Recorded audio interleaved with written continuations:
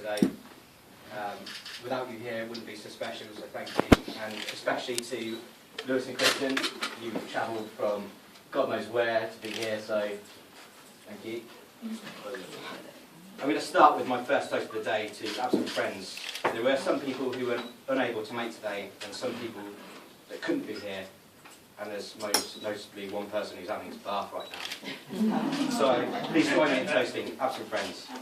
Absent friends.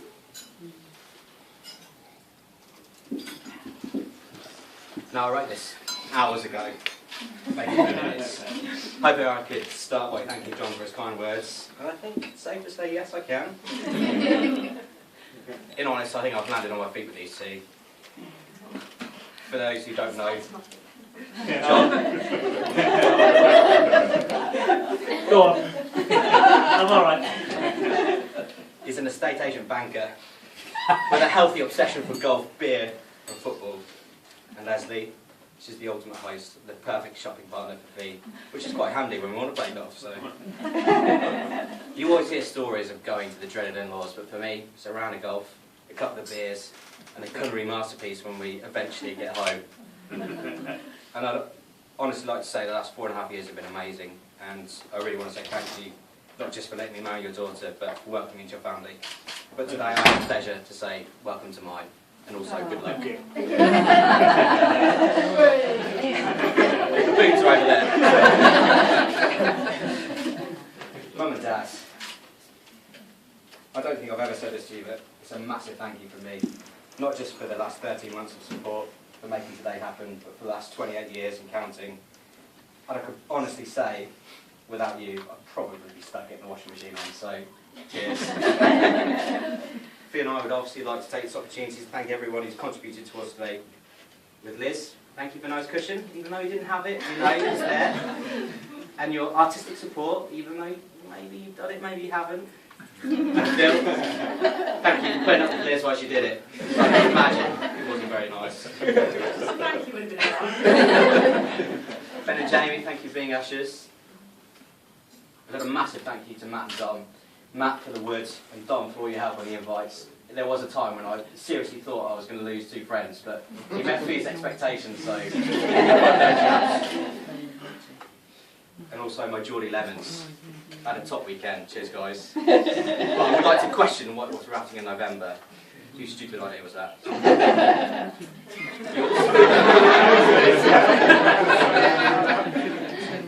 Before I start to confess my undying love for Fee, there is someone I owe a drink to.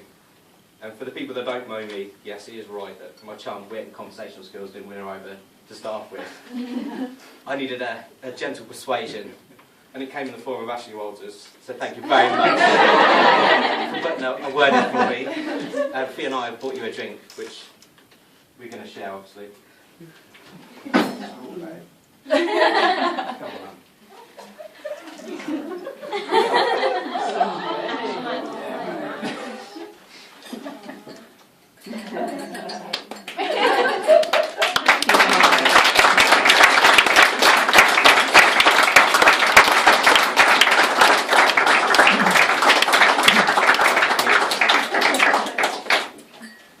So, it brings me to my Spanish fruit topping, my favourite nickname for Fee.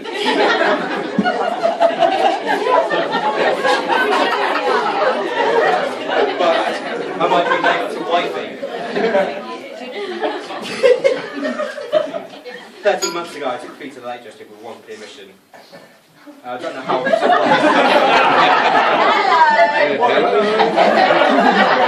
But Mum's parting words to me were, just make sure she says yes. So I dreamed up this lovely proposal, and it was to walk down La Fritan, beautiful autumn's day, maybe a little bit of sunshine. It was there. So we went an hour into our walk, and I found this lovely little seat to sit on. We sat down. I got the ring out of his pocket, in my pocket, sort of, you know, just trying to get up, composing the words that I was going to say without mumbling. When a couple jumped up and said, "Sarah, do you mind if you move on so we can sit there?" My sheer confusion and haze was like, "Can I find find a polite way to say no. But this time Thea jumped up and went, yeah, sit down, enjoy your lunch. So we walked on. I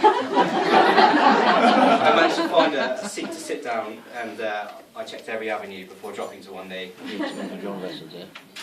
And thankfully she said yes. Thanks, Mum.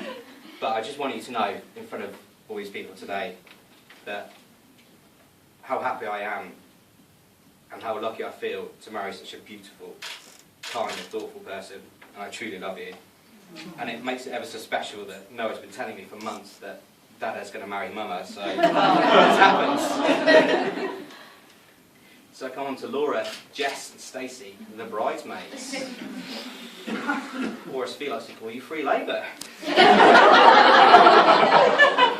I've been told, so I'm going to read this word for word to say this.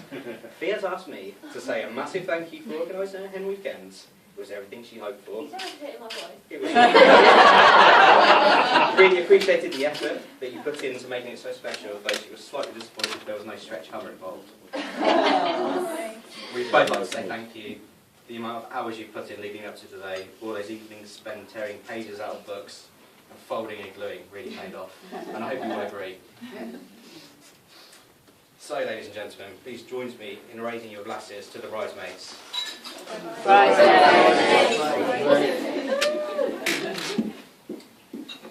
So, it gives me pleasure now to pass you on to two friends.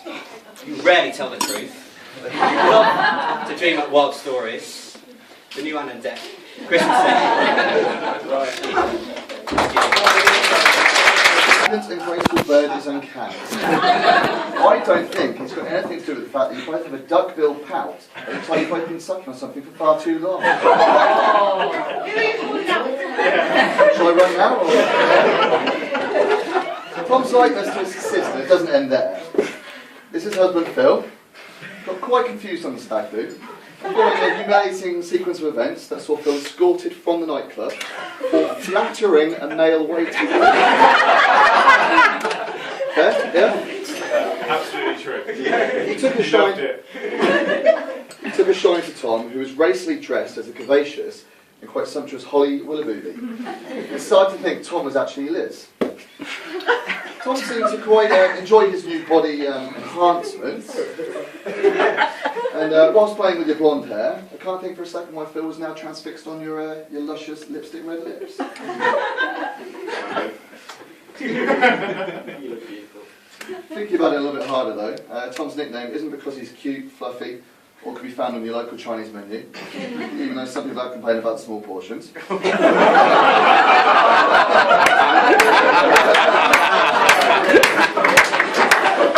But more because he's always a bit of a shark when it comes to the ladies. Flapping his feathers and attracting the attention of the opposite sex, and always wearing the latest and almost extremely overpriced designer wear. But Tom didn't always know how to handle the attention. And it sometimes got into a bit of smart bother. A favourite story of ours. One night in Northampton, Tom's out drinking with Matt and a few friends from Revolution. And some, I don't know, nice, kind soul and very attractive girl. No. Looked like a nice guy to talk to. No, she wasn't nice. Oh, we'll find out. No further than his hello and a drunken stupor, did Tom tell her politely that he was flattered by her approach, but really not interested. What happened next could never have been predicted with such a polite, well-mannered response from Tom. But this girl proceeded to grab Tom by the head and smash his face on the table. He then chucked a drink over him, everyone else did too, and flipped the table in an almighty craze. Leaving Tom rather confused by what he actually said that was so wrong to evoke a reaction. That never happened. Witness? It did. It transpired that Tom had actually politely told her that he was flattered by her approach and not interested in someone who looks like they've eaten all the pies and should be cut down their calorie intake. Never a wise move, mate. This leads on to his other nickname, which Fiona has thankfully been able to knock out of him. A social retard. Awkward in public and social situations, never saying anything or contributing to a conversation, and when spoken to, looking down and grunting in response. We did wonder if it was ever going to improve, as the man was a self-professed deaf by PowerPoint guy at work. He'd always make the best impressions with our friends and ex-girlfriends. Especially when he went through my phone in Australia and proceeded to tell an ex-girlfriend when he met her back in the UK, he also liked playing with pink toys. It was funny. Not for me, it wasn't. It was for me. This wasn't necessarily the worst thing that Tom did when he was in Australia, back in 2005. Visiting our mate Lewis for his 21st birthday, Tom took a shine to Emily, Lewis's girlfriend at the time and now wife, Kristen's sister. A rather attractive young blonde who was never Again, going this to is be... not true.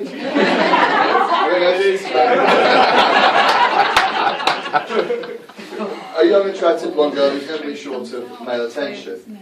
And as the days went by, Tom's feelings for Emily grew stronger, and he increasingly became more confident in their company, and so he stepped up his advances and finally made his move. But it doesn't matter what country you're in, and we all know Australia's a little bit backward, but jumping into a bed with a 15-year-old girl is always going to get you into trouble. Just luckily she knocked you back. Tell me you're recording. That might explain why you've never been back to visit, but thank you, Lewis and Kristen, for making the journey over. It's a shame you didn't bring Emily with you. She's here, she's in London. She landed today.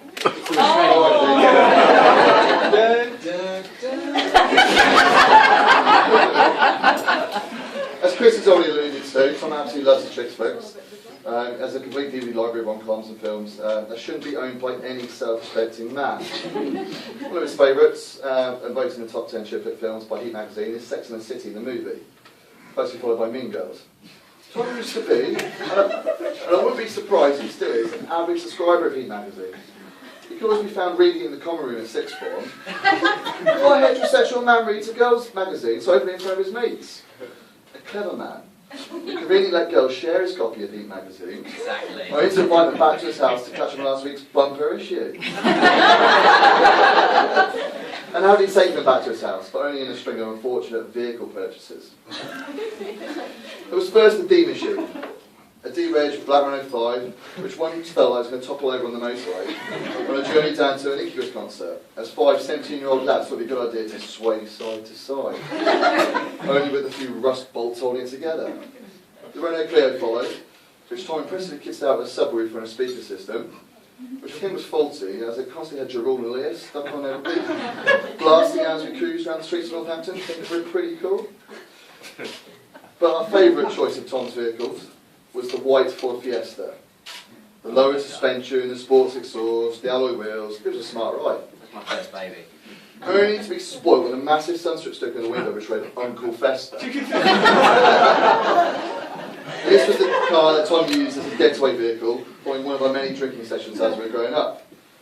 So one night, Chris, Lewis and Tom thought it'd be a good idea to have a few beers around Chris's local pub. And after about 3 or 4 pints, This is a new life. it was clear no one was going home. So they all managed to stagger back to Chris's place after kick-out time, and Tom and Lewis stayed on Chris's bedroom floor. And what should have been a relatively peaceful night's sleep turned into a rude awakening. As Chris and Lewis were waking up to the sound of running water. As Tom can only be described as giving Lewis a golden shower. As he stood in the corner of the room, winning all over Chris's clothes. Tom was so embarrassed, he proceeded to put his clothes on, and bolt straight at the house and drive home. More than likely to slow the limit, in the inconspicuous Uncle Festa. Tom has a habit of vanishing acts, but I'm glad to see you made it here today. Now you're married to Fiona, who is looking beautiful, by the way. I recall how excited I was when Tom told me about having chosen a ring and he was waiting for the right time to propose to Fiona. The old romantic only went propose 1 week later in the Lake District and kept it quiet for weeks. But he did announce their engagement in style by popping a bottle of champagne at Voice Weekend in Cardiff. So I think I've rinsed you enough. I hope we're still friends. Negative. How many people are running away from? But, Chris and I would like to say a few heartfelt words that better describe the man that we're very proudly and honoured to be best men for today. So, you both stand up. So thank you very much. Right. Your glasses are fogged up, Tom. I don't know what it is. But... Right, stress. I think before we end, it's important to say how grateful we are that you asked us to be your joint best men and how proud we both were to accept. It's been an absolute privilege to have been involved in such an important occasion such as today, and we wish both you and Fiona the brightest future and all the happiness as you build your life together. We're both extremely proud of everything you and Fiona have achieved, especially the warm and loving environment that you've provided for your young son, Noah. I'm about to start again, John. Yeah. Please don't cut And I know we've done it already, but I would like to, and think it would be appropriate to, for everybody to raise their glasses in a toast to the bridesmaids, who I think we all would agree look exceptionally beautiful today, and thank them for their hard work that has made today such a success. So, to the bridesmaids. So Fiona and Tom, Chris and I truly wish you the best for a loving, fun and prosperous journey on the adventure that lies ahead of you both. So please can everyone join us, including the lightweight twins. Embracing their glass. And toasting the bride and groom on their wedding day. Wishing them a long, happy and long life together with Noah and future siblings. Fiona and Tom.